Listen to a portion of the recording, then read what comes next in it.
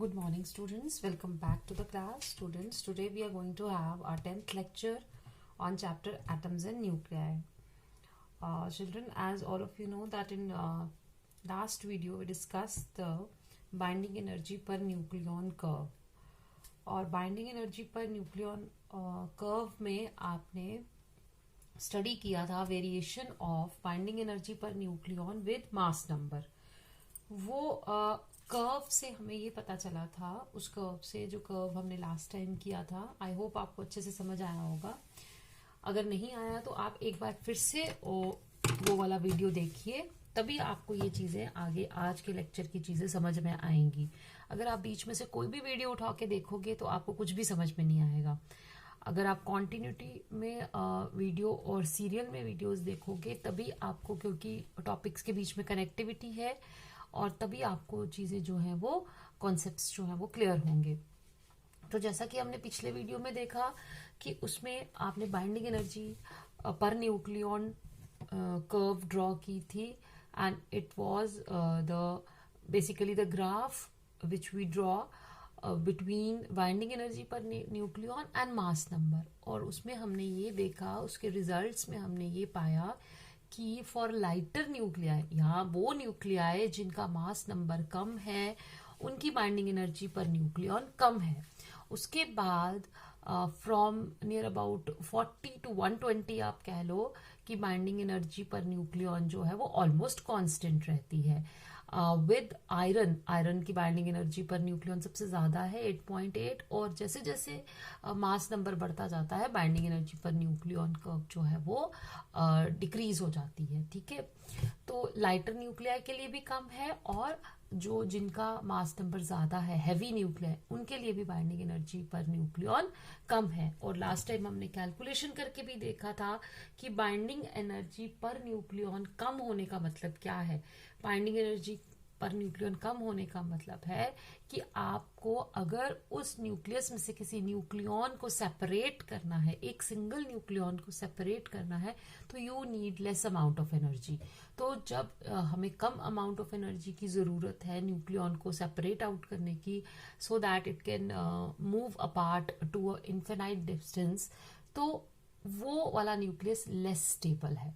तो binding energy पर nucleon कम होने का मतलब है less stability, and binding energy पर न्यूक्लियन ज्यादा होने का मतलब है मोर स्टेबिलिटी.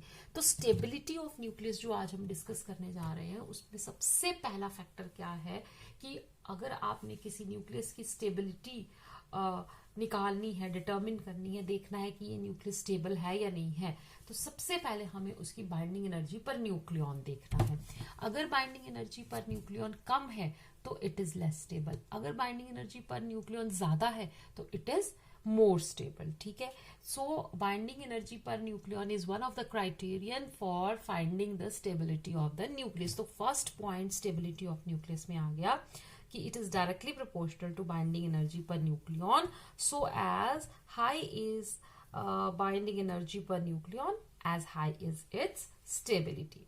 अब सिर्फ बाइंडिंग एनर्जी पर न्यूक्लियन ही क्राइटेरिया नहीं है, एक और चीज है जहां पर हम डिसाइड करते हैं कि ये न्यूक्लियस स्टेबल है या नहीं है. ठीक है, वो होती है हमारी न्यूट्रॉन टू प्रोटॉन रेशियो. क्या बोलते हैं उसको, मैं यहां पे बताती हूँ. न्यूट्रॉन टू प्रोटॉन रेशियो मतलब N/P रेशियो. अब आपने देखा ही होगा कि जैसे जितने भी हमारे लाइट न्यूक्लियाई हैं, फॉर न्यूक्लियाई जो लाइट न्यूक्लियाई है, for example A less than और इक्वल टू 20, उनके लिए जो स्टेबल न्यूक्लियाई है, फॉर एग्जाम्पल इट इज आपका आ गया हीलियम, फिर आ गया कार्बन, नाइट्रोजन ले लो. इसमें देखो नंबर ऑफ प्रोटॉन्स कितने हैं 2 एंड नंबर ऑफ न्यूट्रॉन्स 4 - 2 2. तो न्यूट्रॉन भी 2 एंड प्रोटॉन भी 2. यहाँ पे न्यूट्रॉन 6, प्रोटॉन 6, यहाँ पे न्यूट्रॉन भी 7 और प्रोटॉन भी 7. तो up to mass number 20 stable nuclei कौन से हैं जिनके number of protons equal to number of neutrons, या हम कह सकते हैं करीब करीब। कैसे? क्योंकि आपके पास सोडियम भी है, सोडियम यहाँ देखो number of proton is 11, sorry number of proton is 12, number of neutron is 12 and number of proton is 11, क्योंकि प्रोटॉन आ गया 11 और 23 minus 11 it is number of neutron. तो जो एटॉमिक जिनका मास नंबर 20 से कम है या 20 के बराबर है, वहां पर देखो आप कि नंबर ऑफ न्यूट्रॉन और नंबर ऑफ प्रोटॉन ऑलमोस्ट बराबर है, ऑलमोस्ट नहीं तो थोड़ा सा अप्रोक्सीमेटली बराबर है। तो इन न्यूक्लियाई के लिए having mass number less than और equal to 20, neutron proton ratio is nearly equal to 1। ये क्या हुए? ये है, और ये ही वाले न्यूक्लियाई क्यों क्या होंगे? स्टेबल होंगे। जिन अप टू मास नंबर 20 जिन न्यूक्लियाई के लिए न्यूट्रॉन और प्रोटॉन का नंबर सेम या करीब करीब सेम रहता है, वही न्यूक्लियाई स्टेबल होते हैं। ठीक है, ये किया हमने। उसके बाद देखो कि जो हैवी स्टेबल न्यूक्लियाई है, फॉर हैवी स्टेबल न्यूक्लियाई, ठीक है, जैसे कि आप ले लो आयरन, हमने किया था द मोस्ट स्टेबल एलिमेंट। इसमें नंबर ऑफ प्रोटॉन है 26 एंड नंबर ऑफ न्यूट्रॉन है 30। यहां पे आपकी न्यूट्रॉन प्रोटॉन रेशियो जो है दैट इज ग्रेटर देन 1, और ये ग्रेटर देन 1 कितनी होनी चाहिए फॉर स्टेबल के लिए? For stable it's maximum value should be 1.6। तो हैवी स्टेबल न्यूक्लियाई यानी कि वो, क्योंकि आपको पता है 83 के बाद कोई भी न्यूक्लियस जो है वो स्टेबल नहीं है। Up to 20 neutron by proton ratio is approximately equal to 1, और 20 के बाद नियर अबाउट आप 83 तक कह लो, इसके नियर अबाउट आप कह लो 120 तक कह लो आप, कि जो स्टेबल है उसके बाद स्टेबिलिटी कम होती जाती है। जहां पर ये स्टेबल है उसमें जो हैवी स्टेबल न्यूक्लियाई हैं उसमें न्यूट्रॉन बाय प्रोटॉन रेशियो कितनी होनी चाहिए? मैक्सिमम 1.6। तो कहने का मतलब ये है कि जो आपकी न्यूट्रॉन बाय प्रोटॉन रेशियो है, अगर वो 1.6 से ज्यादा हो जाएगी, क्या हो जाएगी? 1.6 से ज्यादा हो जाएगी, तो हमारा न्यूक्लियस स्टेबल नहीं रहेगा। उसका रीजन क्या है? देखो मैं आपको यहां पे बताती हूं कि न्यूक्लियस के अंदर क्या है हमारे पास? सपोज प्रोटॉन है और हमारे पास न्यूट्रॉन्स है। This is proton, this is proton, this is neutron and this is neutron. ठीक है, अब प्रोटॉन और प्रोटॉन आपस में फोर्स ऑफ रिपल्शन लगाएंगे। अगर फोर्स ऑफ रिपल्शन है तो ये न्यूक्लियस कभी भी स्टेबल नहीं होगा, लेकिन ये न्यूक्लियस स्टेबल है। हमने देखा है कि बहुत सारे एलिमेंट्स के न्यूक्लियस जो है वो स्टेबल है। वो स्टेबिलिटी किसकी वजह से है? वो स्टेबिलिटी है because of the strong nuclear forces which exist between the neutrons and protons, protons and protons and neutrons and neutrons. तो आपका न्यूक्लियस स्टेबल रहेगा। कब तक स्टेबल रहेगा? It is stable when repulsive forces are balanced by nuclear forces. ठीक है, तो आप देखो जो भी न्यूक्लियस आपके स्टेबल होंगे वहां पर रिपल्सिव फोर्सेस को काउंटर बैलेंस करने के लिए वी हैव नंबर ऑफ, वहां पर उतने ही नंबर ऑफ, लाइटर के लिए उतने ही नंबर ऑफ न्यूट्रॉन्स भी होंगे। अब न्यूट्रॉन्स और प्रोटॉन्स के बीच में फोर्स ऑफ अट्रैक्शन, न्यूट्रॉन और न्यूट्रॉन के बीच में फोर्स ऑफ अट्रैक्शन, इसके बीच में फोर्स ऑफ अट्रैक्शन। तो जहां पर भी न्यूक्लियस स्टेबल है वहां पर forces of attraction must be equal to the force of repulsion. अब क्या हुआ? तो यहां पर देखो आप न्यूट्रॉन प्रोटॉन रेशियो 1 हो गई। ठीक है, ये स्टेबल हो गए। अब जैसे जैसे मास नंबर बढ़ता है, ठीक है, मास नंबर बढ़ रहा है तो ऑब्वियसली नंबर ऑफ प्रोटॉन्स, आपके एटॉमिक नंबर ज्यादा होने से नंबर ऑफ प्रोटॉन्स बढ़ेंगे। जब नंबर ऑफ प्रोटॉन्स बढ़ेंगे तो कूलम्बिक रिपल्शन भी बढ़ेगी। अब जैसे अगर रिपल्शन बड़ी है तो उनको काउंटर बैलेंस करने के लिए हमें वहां पर क्या चाहिए, अब ज्यादा नंबर ऑफ न्यूट्रॉन्स, ताकि जो आपकी न्यूक्लियर फोर्स ऑफ अट्रैक्शन है वो अब जो बढ़ी हुई फोर्स ऑफ रिपल्शन है उसको काउंटर बैलेंस कर सके।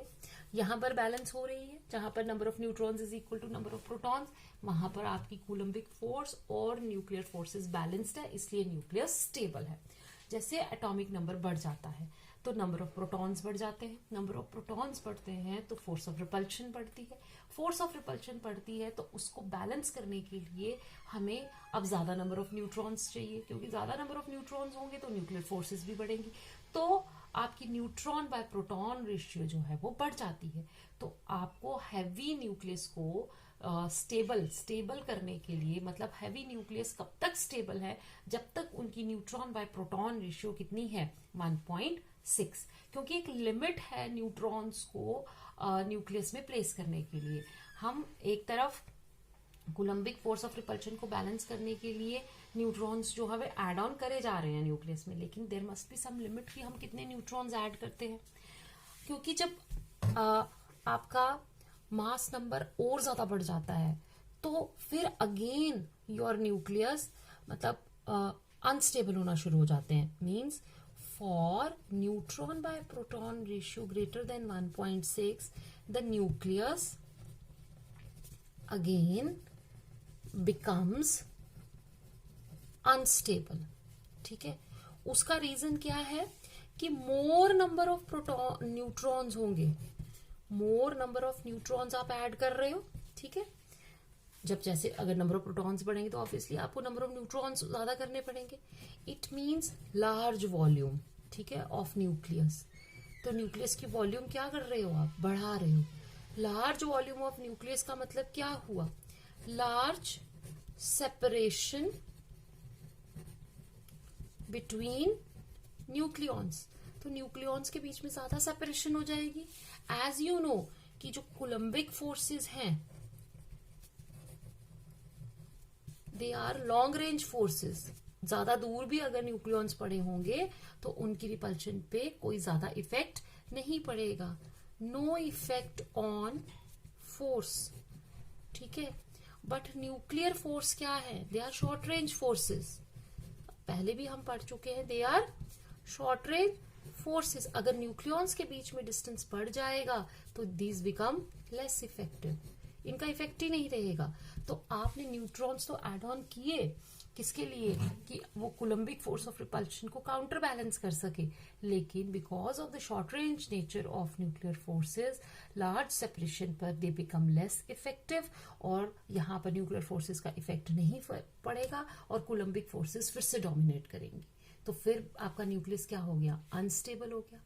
तो दोनों कंडीशन में आपका न्यूक्लियस क्या हो रहा है कि नंबर ऑफ प्रोटॉन्स बढ़ रहे हैं तो भी न्यूक्लियस अनस्टेबल है, नंबर ऑफ न्यूट्रॉन्स बढ़ रहे हैं तो भी आपका जो न्यूक्लियस है वो अनस्टेबल हो रहा है। ठीक है, अगर नंबर ऑफ प्रोटॉन्स बढ़ते हैं तो कूलम्बिक फोर्सेस ऑफ रिपल्शन बढ़ जाती हैं, अगर नंबर ऑफ न्यूट्रॉन्स को हम बियॉन्ड अ लिमिट बढ़ा देते हैं तो वॉल्यूम बढ़ जाती है, ये forces nuclear forces less effective बन जाती हैं, देन अगेन कूलम्बिक फोर्सेस इसको डोमिनेट करेंगी। तो दोनों ही कंडीशन में हमारा न्यूक्लियस अनस्टेबल हो जाता है। जब ऐसी कंडीशन आती है न्यूक्लियस अनस्टेबल हो जाता है for mass number, large mass number, ज्यादा मास नंबर्स के लिए, जब हैवी न्यूक्लियाई के लिए ये आपके न्यूक्लियस जो है वो अनस्टेबल हो जाते हैं, तो वो हर कोई चीज जो है यूनिवर्स में वो क्या करती है, दे मूव टूवर्ड्स स्टेबिलिटी। तो वो स्टेबल होने के लिए दो चीजें करेगी। स्टेबल होने के लिए यहाँ तो वो न्यूट्रॉन प्रोटॉन रेशियो को कम करेगी, न्यूट्रॉन प्रोटॉन रेशियो को कम करेगी क्योंकि उसको स्टेबिलिटी की तरफ जाना है। स्टेबिलिटी में न्यूट्रॉन प्रोटॉन रेशियो 1.6 है, या वो अपने वॉल्यूम को डिक्रीज करेगी ताकि न्यूक्लियर फोर्सेस फिर से बैलेंस कर सके रिपल्सिव फोर्सेस को और वो स्टेबिलिटी गेन कर सके। तो दोनों ही कंडीशन को अटेन करने के लिए वो क्या करेगी, दे एमिट सर्टन पार्टिकल्स। ठीक है, there is a spontaneous disintegration of the nucleus with emission of certain particles. देखो दोनों ही केसेस में वो बाइंडिंग, और मेन उसका मकसद क्या है, बाइंडिंग एनर्जी पर न्यूक्लियॉन को इंक्रीज करना।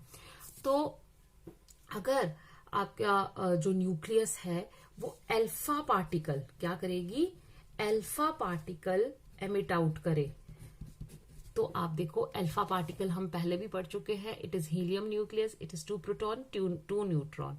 तो अल्फा पार्टिकल 2 प्रोटॉन और 2 न्यूट्रॉन जो है वो एमिट आउट करेगा, तो न्यूक्लियस का वॉल्यूम कम हो जाएगा। दूसरा रीजन अल्फा पार्टिकल एमिट करने के बाद स्टेबिलिटी गेन करने का ये रहता है कि अल्फा पार्टिकल जब एमिट आउट होता है तो ये अपने साथ 28 मिलियन इलेक्ट्रॉन वोल्ट की एनर्जी जो है वो लेकर जाता है। तो जब न्यूक्लियस में से 28 मिलियन इलेक्ट्रॉन वोल्ट की एनर्जी डिक्रीज हो जाएगी तो ऑब्वियसली न्यूक्लियस की बाइंडिंग एनर्जी पर न्यूक्लियॉन इंक्रीज हो जाएगी। ठीक है, पर न्यूक्लियॉन क्या होगा, वो इंक्रीज हो जाएगी क्योंकि इसमें से न्यूक्लियॉन्स का नंबर भी कम हो गया है।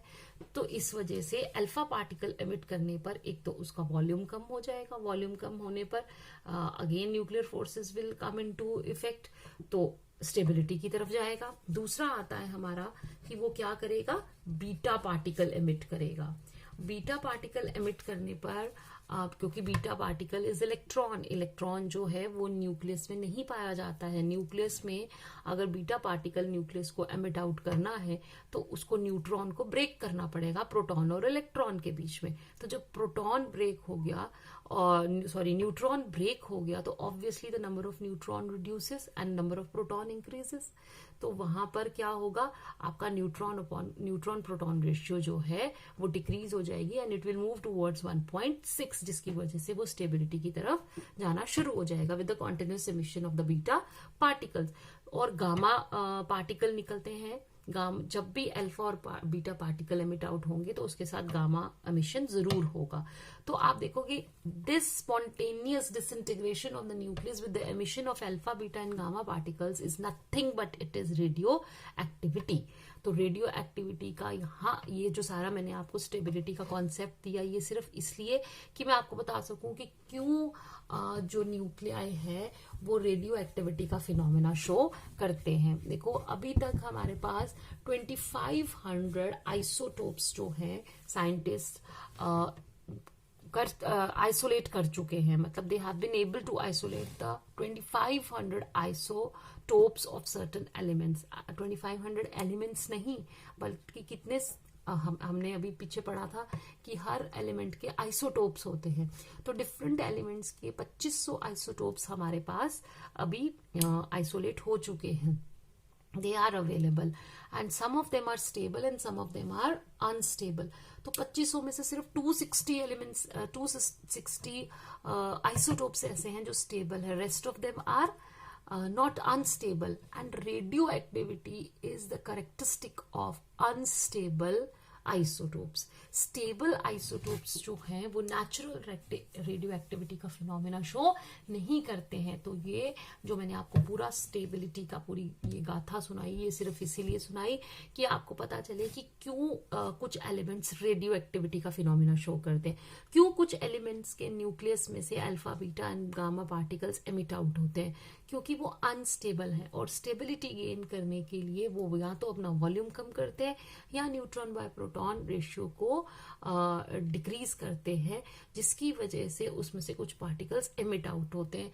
एंड स्पॉन्टेनियस का मतलब है कि ना तो आप उनको स्टार्ट कर सकते हो, ना ही उनको एक्सेलरेट कर सकते हो, ना ही उनको स्टॉप कर सकते हो, वो अपने आप होती हैं।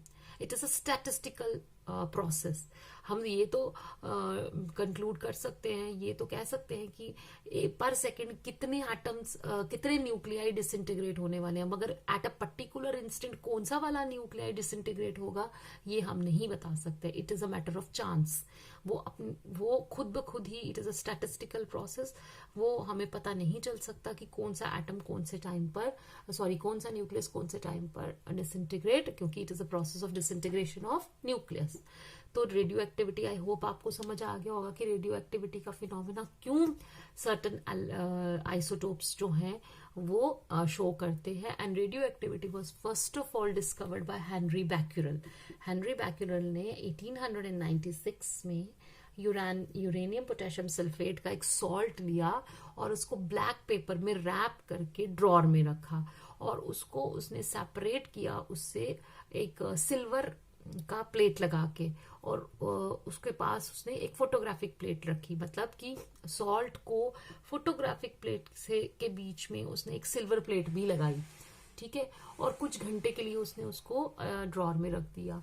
तो आफ्टर सेवरल आवर्स उसने नोट किया कि जो वो सॉल्ट उसने ब्लैक पेपर के अंदर बंद किया था उसमें से कुछ रेज निकली जिन्होंने फोटोग्राफिक प्लेट को इफेक्ट किया, वहां पर उसने उस फोटोग्राफिक प्लेट को डार्क कर दिया। तो वो इस तरह हेनरी बैक्यूरेल ने ये कंक्लूड किया कि ये जो यूरेनियम पोटेशियम सल्फेट है, इसमें से जरूर कुछ ऐसी हाईली एनर्जेटिक रेज निकल रही हैं जो सिल्वर को भी क्रॉस कर कर, मतलब सिल्वर में से भी पेनेट्रेट हो गई हैं, और वो जाके फिर उन्होंने किसके ऊपर असर किया, उन्होंने फोटोग्राफिक प्लेट को ब्लैकेंड कर दिया। तो यहां से हेनरी बैक्यूरेल ने कंक्लूड किया कि यस, कि ये जो एलिमेंट्स हैं इनमें से कुछ रेज निकलती हैं, and he named those rays as Becquerel rays, और जो एलिमेंट्स ये फिनोमिना शो करते थे उन्हें उन्होंने रेडियो एक्टिव का नाम दिया। लेटर एक कपल हुआ, Curie couple, Marie Curie and Pierre Curie, उन्होंने रेडियम और पोलोनियम दो एलिमेंट्स को आइसोलेट किया, को डिस्कवर किया, और उन्होंने कहा कि जो रेडियम है and it is million times more radioactive than uranium. तो बाद में चलकर उन हेनरी बैक्यूरेल और Pierre Curie and Marie Curie को 1903 में रेडियो एक्टिविटी में कंट्रीब्यूशन के लिए नोबेल प्राइज भी अवार्ड किया गया था। So radioactivity, I hope it is clear कि radioactivity is the spontaneous disintegration of the nucleus with the emission of alpha beta and gamma particles. ठीक है, ये सब मैंने आपके लिए लिख कर रखा हुआ है। Now we will discuss what are the alpha beta and gamma decay. ठीक है, यहाँ पर अगर आप देखोगे मैंने आपको पूरा स्टेबिलिटी ऑफ न्यूक्लियस का इसमें लिख के रखा है, and then I have written here about radioactivity. Radioactivity कैसे अचीव की जाती है, देयर आर सर्टन एग्जाम्पल्स। जैसे जैसे आप ये चैप्टर पढ़ते जाओगे आपको पता चलता जाएगा कि कौन से एलिमेंट्स जो हैं वो रेडियो एक्टिव होते हैं। यहाँ पर रेडियो एक्टिव एलिमेंट्स के लिए फॉर एग्जाम्पल मैं लिख देती हूँ, it is 92 uranium 234 and 84 polonium 208 are radioactive। अगर आपको डेफिनेशन आए तो उसमें आपने एग्जाम्पल जरूर लिखनी है। ठीक है, अब हम करेंगे what are alpha beta and gamma decay. So सबसे पहले हम लिखेंगे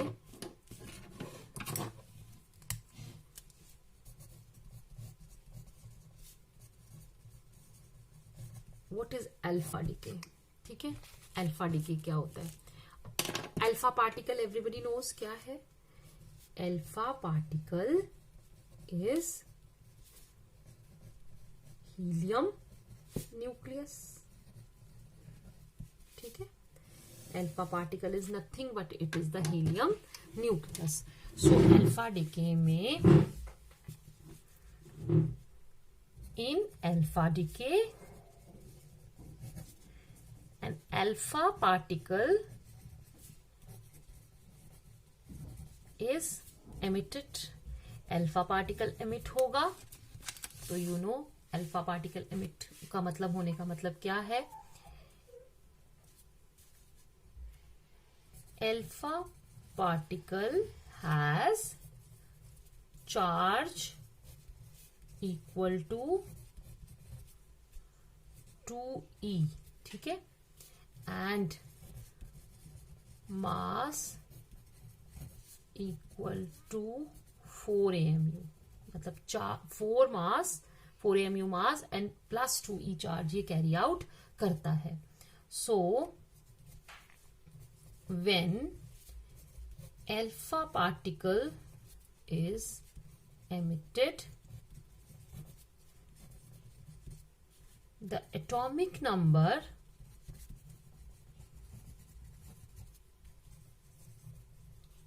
reduces by 2 and atomic mass reduces by 4. So let us have a nuclide. एक हमारे पास न्यूक्लियाइड है जिसका एटॉमिक नंबर है Z और एटॉमिक मास है A. जब इसमें से अल्फा पार्टिकल एमिट आउट होगा तो ऑब्वियसली एक alpha particle carries a charge of 2e, तो यहां से 2 इलेक्ट्रॉन्स का चार्ज +2 इलेक्ट्रॉन्स के बराबर आप कह सकते हो. 2e means the charge carried by the 2 protons. ठीक है, तो यहां से आपका जो एटॉमिक नंबर है it will be reduced by 2. और आपको मैंने पहले ही बताया था कि जो एलिमेंट है that is specified by its atomic number. अगर एटॉमिक नंबर चेंज होगा तो ऑब्वियसली यहाँ पर जो सिंबल है वो भी चेंज हो जाएगा.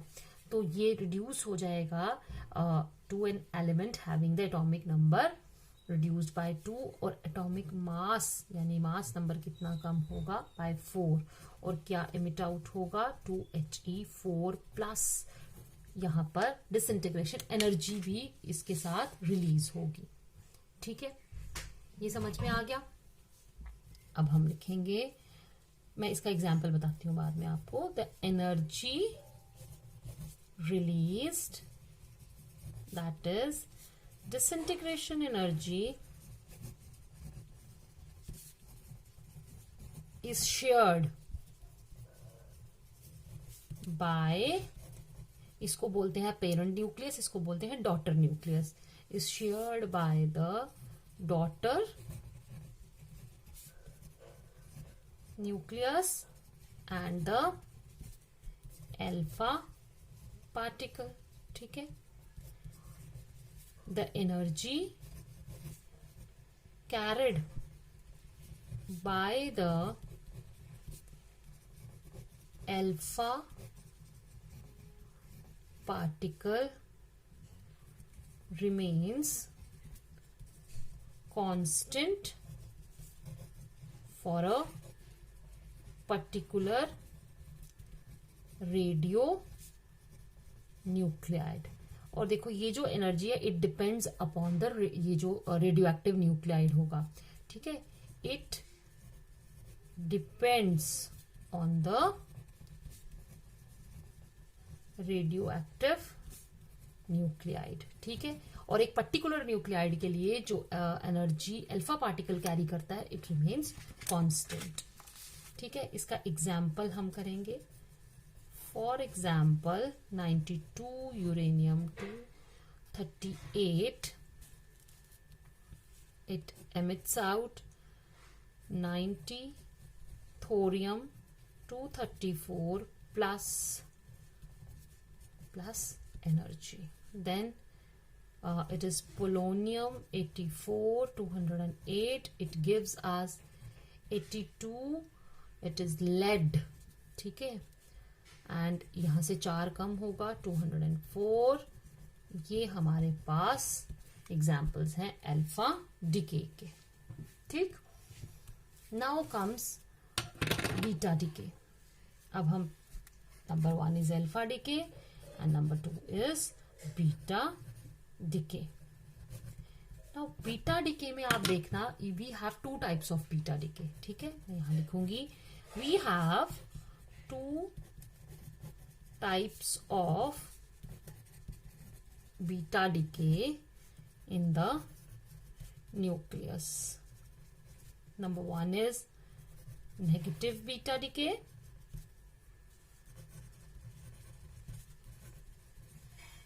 And number 2 is positive beta decay. अब सबसे पहले तो ये सोच लो कि what is beta particle. Beta particle is electron. ठीक है, is not a constituent of nucleus.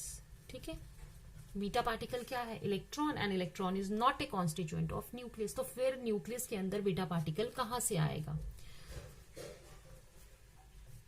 Beta particle is emitted from the nucleus by the breaking of neutron in the nucleus. ठीक है, तो आप देखो एक न्यूट्रॉन ब्रेक हुआ. अगर एक न्यूट्रॉन क्या होता है, ब्रेक होता है और वो बनाता है एक प्रोटॉन प्लस एक देता है वो इलेक्ट्रॉन प्लस देता है हमें एंटी न्यूट्रिनो पार्टिकल. ये एंटी न्यूट्रिनो पार्टिकल इसके साथ जरूर मिलता है बिकॉज जो हमारा इसमें डिस्ट्रीब्यूशन कर्व आती है उसमें एंगुलर मोमेंटम को कंजर्व करने के लिए ये वाली क्वांटिटी जरूरी है. It is quantum physics, high energy physics की बातें हैं. आप सिर्फ ये सोच लो कि जो हमारी एनर्जी की यहाँ पर जैसे अल्फा पार्टिकल की एनर्जी जो आई थी वो हर बार एक पर्टिकुलर न्यूक्लियाइड के लिए कांस्टेंट रहती है. यहाँ पर जब हम देखेंगे कि जो इलेक्ट्रॉन एनर्जी कैरी आउट करता है during beta emission that is not constant. ठीक है, it varies from 0 to maximum. तो उसके साथ कुछ पार्टिकल, कोई पार्टिकल ऐसा निकलता है जो उसके साथ एनर्जी शेयर करता है. It makes a energy spectrum. ठीक है, अब आपको यहाँ पे समझ आ गया कि न्यूट्रॉन ब्रेक होगा, क्या बनाएगा, प्रोटॉन बनाएगा, एक इलेक्ट्रॉन देगा और एक देगा एंटी न्यूट्रिनो पार्टिकल. ये हुआ कौन सा वाला केस, ये हुआ हमारा नेगेटिव बीटा डिके केस. ठीक है, तो इसको मैं यहां पे लिख देती हूं. It is negative beta decay वाला केस है ये, क्योंकि नेगेटिव बीटा डिके में क्या एमिट होता है, इसमें होता है इलेक्ट्रॉन. ठीक है, तो अब आप देखो, सो इन नेगेटिव बीटा डिके, ठीक है, electron is emitted with anti-neutrino particle. ठीक है, and large amount of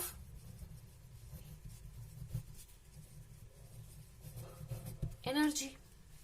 ठीक है, तो अब हमारा it means the atomic number. बताओ एटॉमिक नंबर पे क्या फर्क पड़ेगा. यहां ध्यान से देखो, आपका एक न्यूट्रॉन गया और प्रोटॉन आया. न्यूट्रॉन की ये देखो, न्यूट्रॉन गया और प्रोटॉन आया. With the loss of neutron we get one proton and one electron. Electron तो एमिट आउट हो रहा है.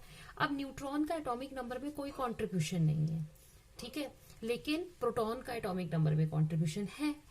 तो आपका अगर एटॉमिक नंबर पहले Z था, मतलब नंबर ऑफ प्रोटॉन्स पहले 10 थे, तो अब नंबर ऑफ प्रोटॉन्स 11 हो गए, तो एटॉमिक नंबर बढ़ गया. लेकिन आपका जो मास नंबर है उसमें न्यूट्रॉन कम हुआ, प्रोटॉन बढ़ गया, तो mass number is number of nucleons. तो एक न्यूक्लियॉन अगर गया तो उसके बदले एक न्यूक्लियॉन हमें मिल भी गया. ठीक है, तो इसका मतलब है कि it means the atomic number क्या होगा, increases by 1 and atomic mass remains the same. तो नेगेटिव बीटा डिके में याद रखो, एक न्यूट्रॉन कन्वर्ट होता है एक प्रोटॉन और एक इलेक्ट्रॉन और एक एंटी न्यूट्रिनो पार्टिकल में. न्यूट्रॉन कन्वर्ट होता है एक प्रोटॉन में प्लस इलेक्ट्रॉन में प्लस एंटी न्यूट्रिनो पार्टिकल में. आपका जो इलेक्ट्रॉन और एंटी न्यूट्रिनो पार्टिकल है वो एमिट आउट हो जाते हैं और जो आपका प्रोटॉन है वो वहां पर न्यूक्लियस के अंदर ही रहता है.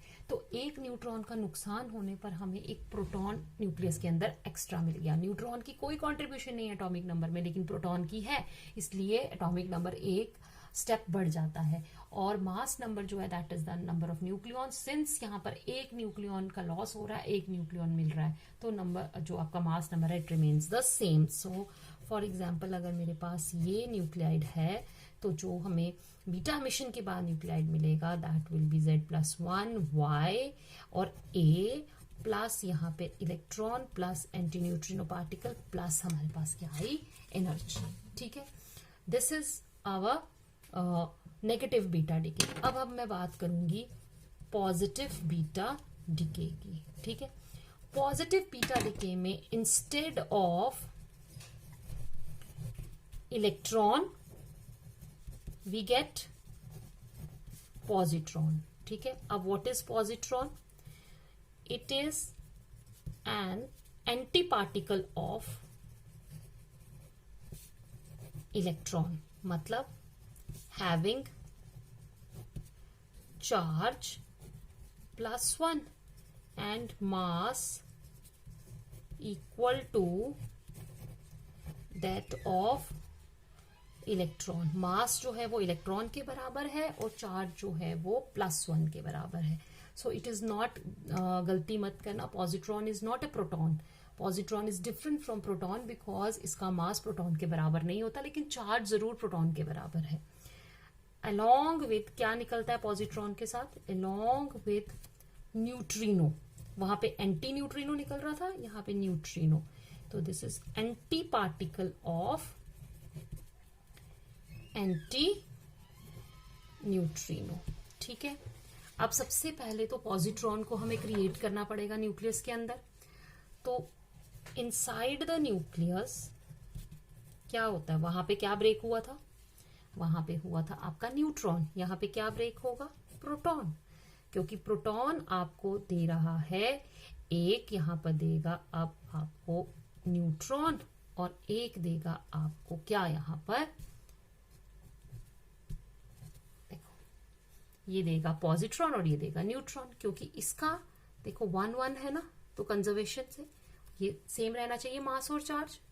प्लस देगा ये न्यूट्रिनो पार्टिकल और यहाँ पर अभी नहीं आएगी, प्लस देगा ये आपको न्यूट्रिनो पार्टिकल। वहां पे एंटी न्यूट्रिनो निकलता था, यहाँ पे न्यूट्रिनो पार्टिकल निकलेगा। अब ये जो पॉजिट्रॉन है ये एमिट आउट होगा during the positive beta decay. ठीक है, इसका एग्जाम्पल अगर मैं यहाँ पे लिखूं तो इसका एग्जाम्पल हमारे पास आ जाता है, आप लिखो इसका सल्फर का, और इसमें आता है हमारे पास फॉस्फोरस। फॉर एग्जाम्पल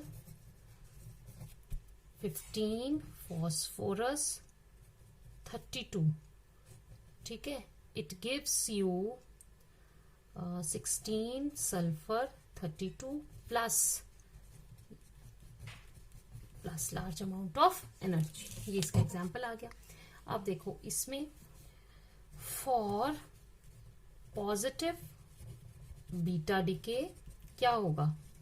अब आप ध्यान से देखो, यहाँ पे आपका प्रोटॉन का लॉस हुआ है, प्रोटॉन के बदले मिला है हमें न्यूट्रॉन इनसाइड द न्यूक्लियस।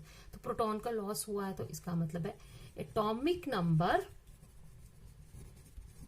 वहां पे बढ़ रहा था, पॉजिटिव में क्या होगा? Reduces by 1 and mass number, क्योंकि प्रोटॉन के लॉस पे हमें न्यूट्रॉन मिल रहा है तो न्यूक्लियॉन्स सेम रहेगा, mass number remains the same.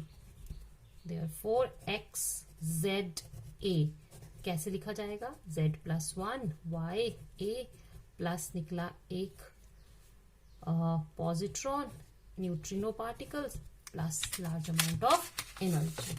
और ये जो एनर्जी है it is shared between the 3 constituents जो आपके आएंगे, ये daughter nuclei, anti neutrino neutrino and this positron. ये तो आपका डॉटर न्यूक्लियाई तो वही रहेगा। अब हम देखेंगे कि इसमें जो एनर्जी है, जो एनर्जी इसमें ये रिलीज होती है and the energy carried out by the this positron or electron in both negative and beta positive beta decay, they are not continuous but they have a spectrum। इसका ये एक spectrum बनाते हैं। ठीक है, यहाँ पे आ गई मेरी suppose kinetic energy in million electron volt, it is small. ठीक है, and it is relative number of positrons you can say. तो ये एनर्जी जो है it varies from 0 to maximum. ठीक है, this is kinetic energy maximum.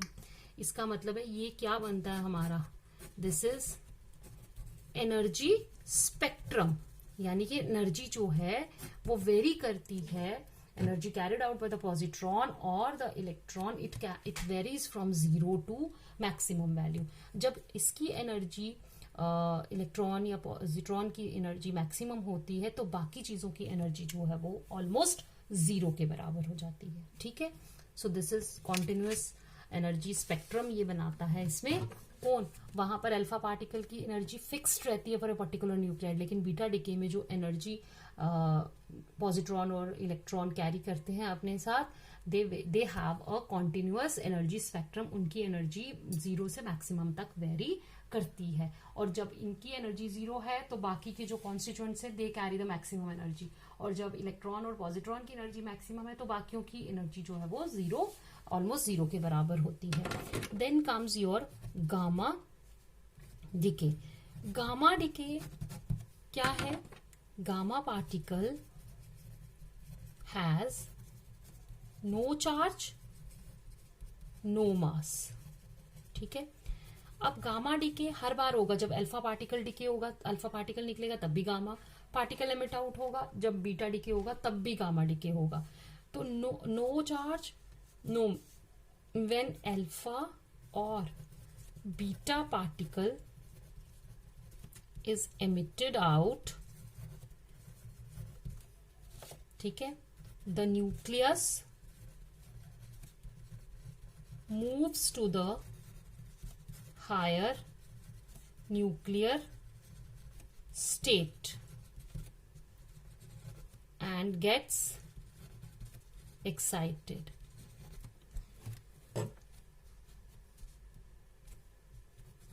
When it returns to ground state,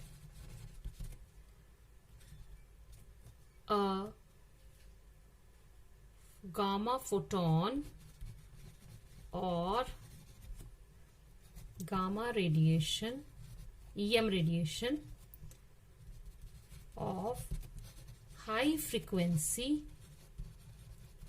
is emitted out. This is gamma radiation. ठीक है, तो जब भी आपकी अल्फा डिके या बीटा डिके हुआ उसके साथ साथ गामा पार्टिकल जरूर एमिट, मतलब गामा रेडिएशन जरूर उसको अकम्पनी करेंगी। तो on emission of gamma radiation, neither atomic number